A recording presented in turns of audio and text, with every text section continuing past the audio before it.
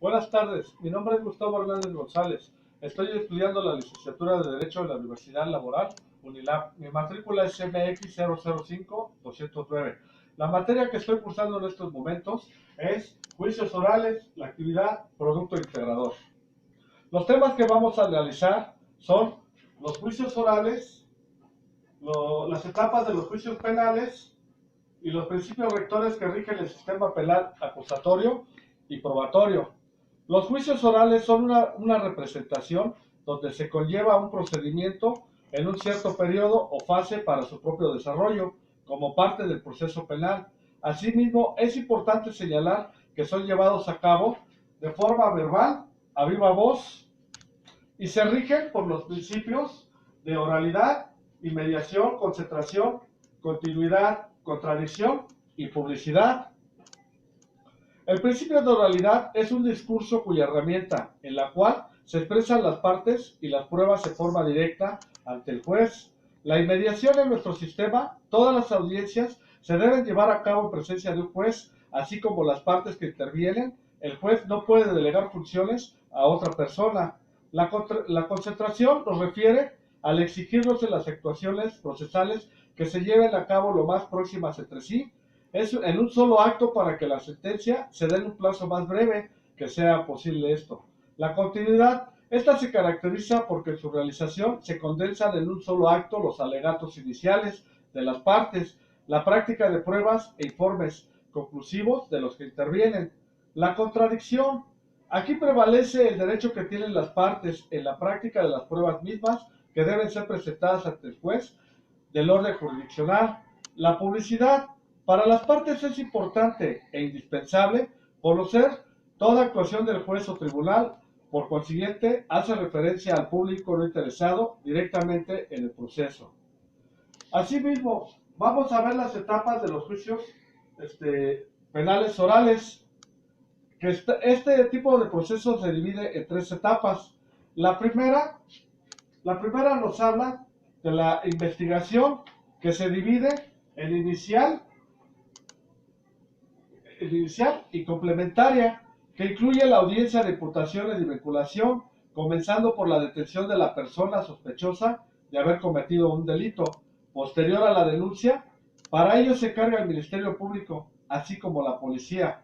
La segunda etapa, que es la intermedia o de preparación a juicio, es en donde se resuelve la admisión de las pruebas, donde se determina la existencia de un posible delito, además de agregar testigos y peritos para declarar ante el juicio, turnándose al juez de control para que la persona imputada sea llevada a juicio.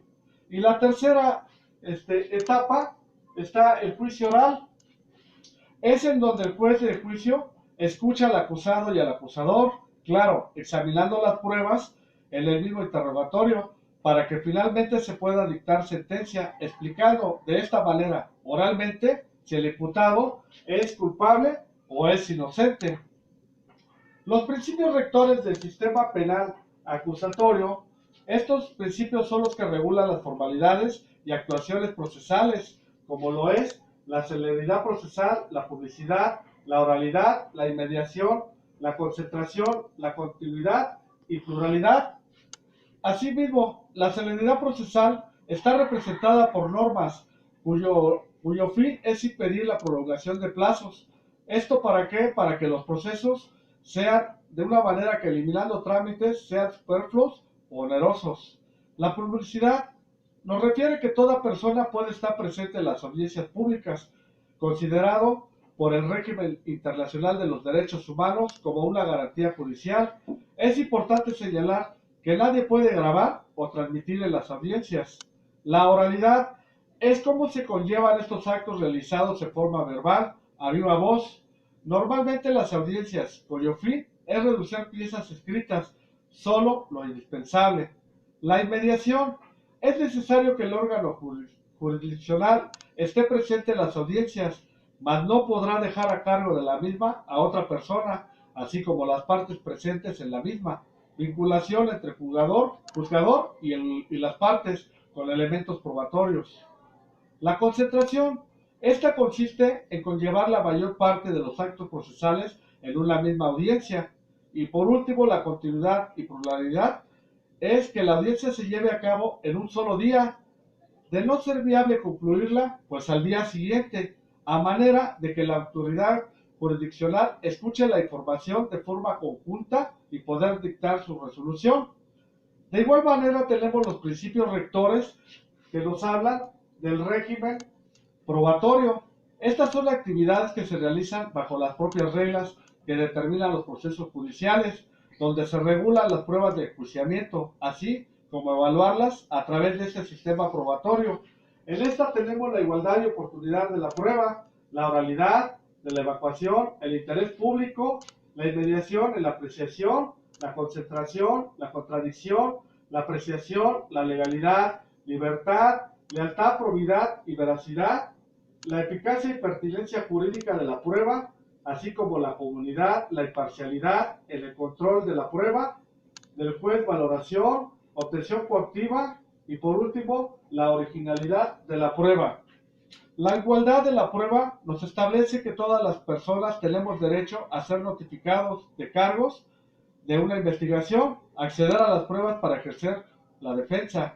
La oralidad en la evacuación de la prueba nos refiere que la prueba debe ser incorporada de forma oral mediante un interrogatorio y un contrainterrogatorio de los medios de prueba. Asimismo, el interés público de la prueba, aquí se da el fin de la prueba a la mente del juez para que falle conforme a la justicia, habiendo un interés público desempeñado en el mismo proceso. Por ende, cada parte persigue un interés o beneficio y la defensa su pretensión o excepción. La inmediación en la apreciación de la prueba, aquí se da el contacto entre el juez y las partes con los medios de prueba. La concentración de la prueba, aquí se unifica en un sentido práctico la incorporación de elementos de prueba cuya intención es obtener un criterio más acorde con el proceso. La contradicción de la prueba, aquí existe la posibilidad de las partes para oponerse a que se reciban probanzas ilegales y pertinentes, que con ello otorgue la posibilidad de impugnar decisiones basadas en pruebas. La apreciación de la prueba, aquí el juez tiene absoluta libertad de apreciar el valor o grado de eficacia de las pruebas que son presentadas. La legalidad de la prueba, esta consiste en que solo serán admisibles como medios de prueba aquellos cuya obtención haya producido conforme a las reglas del código o de las legislaciones particulares, como son las comunicaciones telefónicas, sujetas a regulaciones específicas en leyes especiales. De igual manera está la libertad de la prueba. Este es un principio de prueba libre, que quiere decir que todo hecho está relacionado con el juzgamiento del cual puede ser objeto de prueba. La lealtad, probidad y veracidad de la prueba nos dice que si la prueba es común, no debe de usarse para ocultar o deformar la realidad al tratar de inducir al juez a un engaño, sino que provenga de la iniciativa de las partes o de la actividad inquisitiva del juez. La eficacia y pertinencia jurídica de la prueba nos dice que si la prueba es necesaria para el proceso, debe tener eficacia jurídica para dar al juez convencimiento y o certeza sobre los hechos que sirvan de presupuesto a las normas aplicables al litigio, pretensión voluntaria o la culpabilidad penal investigada. La comunidad de la prueba nos dice que toda evidencia recabada de la investigación preliminar o preparatoria es acervo de las partes.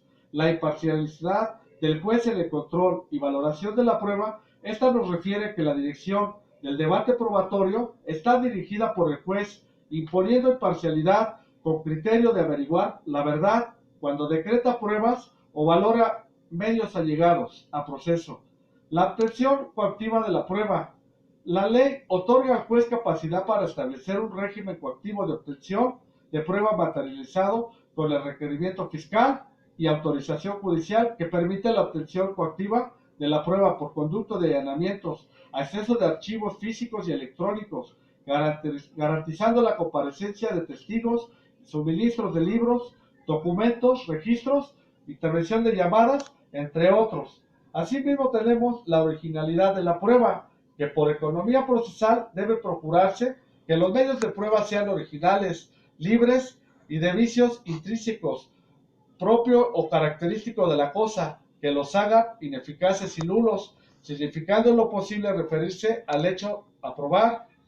La disponibilidad de la prueba, que no le corresponde a la parte el derecho de resolver si una prueba que interese al proceso debe ser o no aducida, conllevada al proceso. Significa que una vez solicitada la práctica de una prueba por una de las partes, carece de facultad para renunciar a la misma. Mas si el juez la considera útil y practicada, entonces no puede renunciar a ella, que el juez deje de apreciarla. La preclusividad de la prueba, esta es la pérdida, extinción o caducidad de una facultad o potestad procesal por no haber sido ejercida a tiempo. En lo personal, toda esta gama de información me va a servir me va a servir por los conocimientos adquiridos para enfrentar este tipo de procesos que me parecieron una experiencia muy agradable el haberlos estudiado. En lo profesional, como parte de mi formación respecto a mi carrera, pues me da los elementos para poder conllevar un juicio oral penal, que en verdad sería una gran experiencia y por supuesto un excelente aprendizaje que espero conllevar en un futuro no muy lejano. Gracias.